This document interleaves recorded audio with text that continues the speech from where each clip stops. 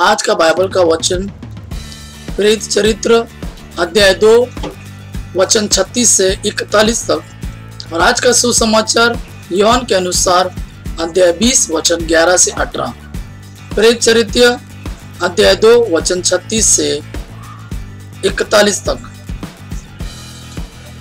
इस्राएल का सारा घराना यह निश्चित रूप से जान ले कि जिन्हें आप लोगों ने क्रूस पर चढ़ाया, ईश्वर ने उन्हीं ईसा को प्रभु भी बना दिया है और मसीहा भी। यह सुनकर वे मर्मान्वित हो गए और उन्होंने पेतरुस तथा अन्य प्रेरितों से कहा, भाइयों, हमें क्या करना चाहिए? पेतरुस ने उन्हें यह उत्तर दिया, आप लोग पश्चाताप करें। आप लोगों में प्रत्येक अपने अपने पापों की क्षमा के लिए ईसा के नाम पर बपतिस्मा ग्रहण करें। इस प्रकार आप पवित्र आत्मा का वरदान प्राप्त करेंगे, क्योंकि वह प्रतिज्ञा आपके तथा आपकी संतान के लिए है और उन सबों के लिए जो अभी दूर है और जिन्हें हमारा प्रभु ईश्वर बुलाने वाला है।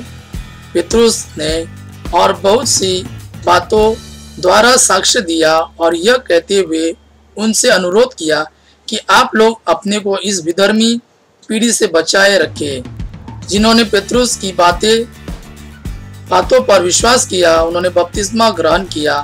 उस दिन लगभग 3000 लोग शिष्यों में सम्मिलित हो गए। आज का सुसमाचार यूहन्ना के अनुसार अध्याय 20 वचन 11 से 18। मरियम कब्र के पास बाहर रोती रही। उसने रोते रोते झुककर कब्र के भीतर दृष्टि डाली और जहाँ ईसा का शव रखा हुआ था, वहाँ उजले वस्त्र पहने 2 स्वर्गदूतों को बैठा हुआ देखा, एक को सिर हाने और दूसरे को पैताने। दूतों ने उससे कहा, बद्रे, आप क्यों रोती है? उसने उत्तर दिया, वे मेरे प्रभु को उठा ले गए और मैं नहीं जानती कि उन्होंने उनको कहाँ रखा है। वह यह कहकर मुड़ी और उसने ईसा को वहाँ खड़ा देखा, किंतु उन्हें पहचान नहीं सकी। ईसा ने उनसे कहा, बद्रे, आप क्यों रोती हो? किसे ढूंढती है? मरियम ने उन्हें माली समझकर कहा, महोदय, यदि आप उन्हें उठा ले गए तो मुझे बता दीजिए कि आपने उन्हें कहाँ रखा है और मैं उन्हें ले जाऊंगी।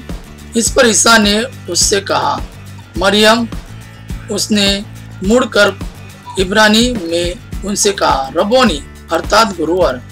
ईसा ने उससे कहा, चरणों से लिपटकर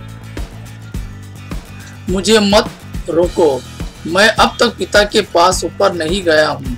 मेरे भाइयों के पास जाकर उनसे यह कहो कि मैं अपने पिता और तुम्हारे पिता, अपने ईश्वर और तुम्हारे ईश्वर के पास ऊपर जा रहा हूँ। मरियम मगदलेना ने जाकर शिष्यों से कहा कि मैंने प्रभु को देखा है और उन्होंने मुझे यह संदेश दिया।